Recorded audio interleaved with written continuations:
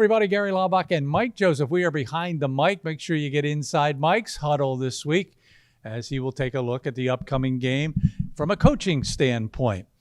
Well, we're headed to Monmouth. We're headed to Kessler Stadium, West Long Branch, New Jersey. I just don't want to head there yet. Let's talk a little bit about last week, Mike. Your thoughts on the opening ball game against Buffalo? Yeah, it was a beautiful night. What a gorgeous stadium. Buffalo was ready to play. And obviously you have a new coach. You have a new kind of a beginning for that team. I thought they came out with a lot of energy. And then Lafayette stops them on the first drive. I thought, okay, here we go. Lafayette gets the football back. They just didn't play well enough to win. And I think you'll hear Coach Trox will say this week, we just didn't do the little things. We didn't make the plays we needed to make. They made more plays. But I think they were as physical a team as we've played in a few years. And they were also very big, bigger than I thought. So I was impressed by Buffalo. I didn't think they'd be able to do the things they did in the past game. They kind of took advantage of some sort of smaller corners. But there were some timely kind of strange calls for Lafayette.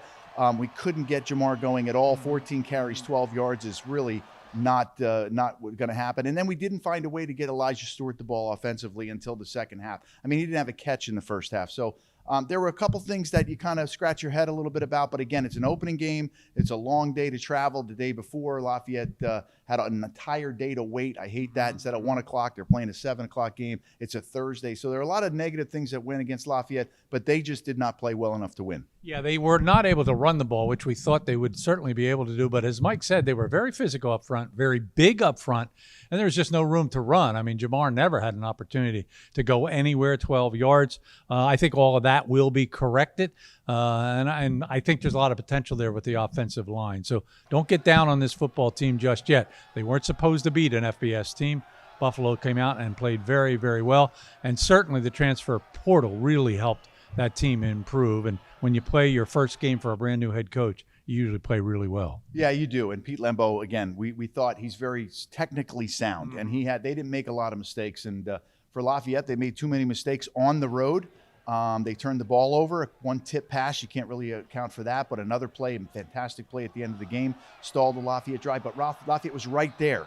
They got the turnover they needed. They did not get the ball in the end zone and ended up with no points. You can't miss a 31-yard field goal. So, again, those are the things on the road you can't do. You're going to lose the football game. So let's regroup. They're going to head, as we mentioned, to New Jersey to take on a Monmouth football team. Monmouth was defeated last week, 42-27. They're under head coach Kevin Callahan, 32 years at the helm there. The only coach Monmouth has ever had is Kevin Callahan. He obviously knows the program. He obviously knows Lafayette. It was a really good football game last year against Monmouth. It really was. Coming in here, Monmouth probably thought they were going to win the football game. They had the best running back really in the nation. We found out who the best running back was after that game. Lafayette shut them down and did a really nice job blitzing and bringing pressure. And obviously, you go back to that type of game. We had a lot of tackles for losses. We made plays where we need to. That game ended up 24-20, but we were in control of the game the entire time. So this is going to be a different story. Got to head down the shore. You got to play a team that wants revenge, a team that probably thinks they're better than you guys are. But again, Lafayette, a lot of returning starters. They need to put it together this week. You cannot start 0-2 from a confidence level. So often anymore when we take a look at teams, looking ahead at teams, you have to talk about guys who were not there last year, did not play in the game last year. There's so many guys who transfer, and their quarterback is one of them. Derek Robinson, 6'2", 200-pound senior. He's a Maine transfer. He threw for almost 3,000 yards last year for Maine. What kind of opening game did he have? 390 yards passing in their ball game against Eastern Washington. He is a star, and he is for real. Yeah, he is, and he can do it with his legs as well. I don't think he wants to run the football, but he extends plays really well, and he's a big kid. But throwing the football for 390 against Eastern Washington, for those that are not familiar, Eastern Washington's a powerhouse. They're like a Montana State. They've been in it. They play with that red turf field. It's a very interesting team. You got Sonny Ento, who we're very familiar with in the backfield. They're going to have some grad transfers up front that are going to play on that offensive line. They always have a stout offensive line. They do make a few mistakes, and they're going to have some problems maybe controlling their emotions all the time. We always get some penalties from them. So Lafayette's going to have to play a better game. They're going to have to score. If you look at the game against Eastern Washington, it was tied early in that game. It was 20-14, I think, at halftime or into the third quarter. So Lafayette's going to have to put points on the board, 3 points last week at Buffalo in the first half. Not going to do it. Yeah, they basically have a three-headed running game. They didn't run the ball all that well, 49 yards rushing, not good at all. But everybody got the same amount of carries. Soniento got the touchdown, Mekhi Green, Rodney Nelson, all of them got around 6-7 carries in the ball game, so they do spread it out. At wide receiver, however, they got an outstanding wide receiver in TJ Spate, 5'11", 175. He was a return man last year. We saw him last year, and he had 5 catches in this ball game for 75 yards. Yeah, they're talented. And you look at the Buffalo game against Lafayette, they took advantage down the sideline, made 2 long catches on us with taller receivers. Now, he's not that tall, Spate, but he can do it inside, so he's very explosive, just like Stewart is on the Lafayette side. And then you have Neary, who's a 6'3" guy. Those are the guys that worry me a little bit. Again, bodying up some of our smaller defensive backs, although you get the tight end inside against, our guys. Sekou White can make that play. It's the question about on the corner. So they got talent on the outside, going to make some plays. Defensively, they've got Deuce Lee. He's probably their most outstanding defensive back. He had 12 tackles in the ball game.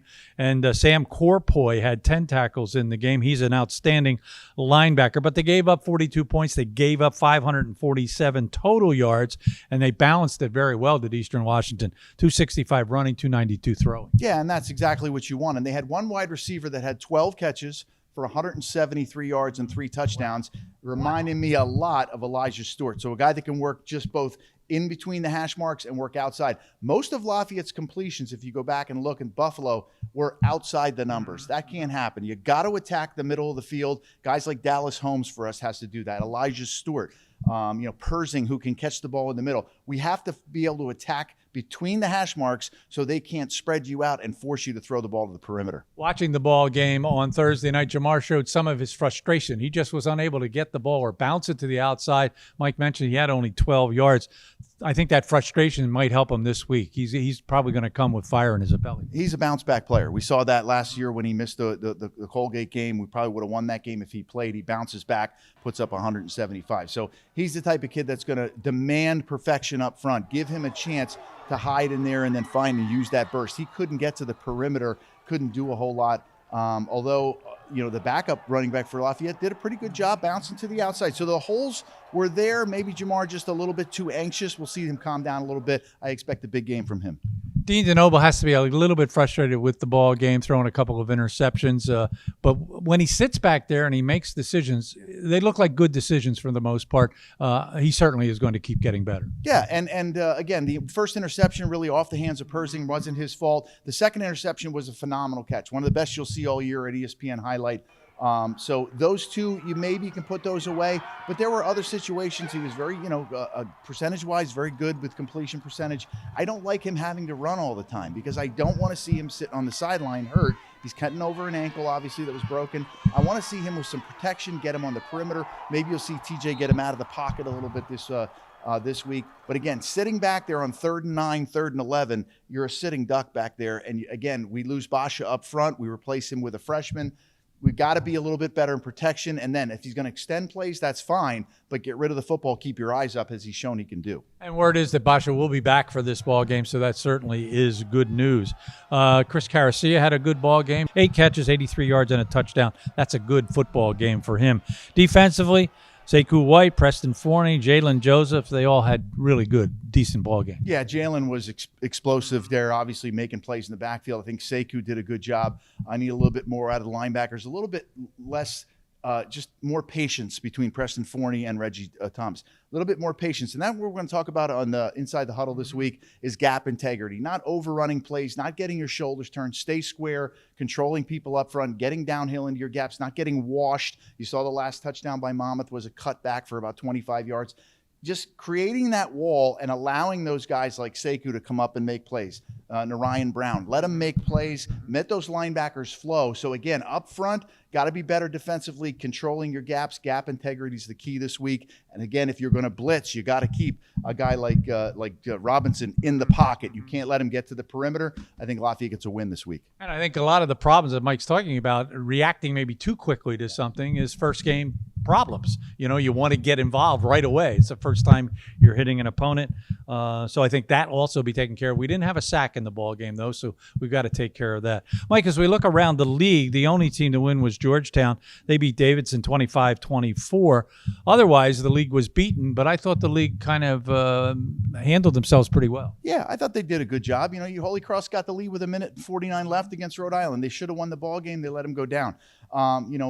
Lehigh, tough situation going up to Army. That's really, a tough situation. They may have found a young quarterback, small kid who can run the read option and stuff like that. Colgate, I thought, put up a good fight. And then, you look at, the Davidson-Georgetown game, probably the softest opponent that the Patriot League is open against. Notoriously, they don't kind of schedule out of league like we do in the rest of the team. But early in the season, if you're going to step up, you better step out. And Lafayette and really all the teams didn't. So 0 in the league except for Georgetown, but this week will be different. But Lafayette did not lose their ranking. They're still ranked number 19 in the nation, so that's good. But now it's time to prove that they deserve to be there, and that certainly should be a good ball game. The sixth meeting between these two teams, Monmouth leads the series 3-2. It is a noon start. My thanks to Will Newsheidel again for helping me with a bunch of the research. My thanks to you for watching. We will be right here at Fisher Stadium the following week, the first home game for Lafayette as they'll take on Marist. We'll be here for that one. So for us, for Mike, for myself, thanks for watching. This has been Behind the Mic.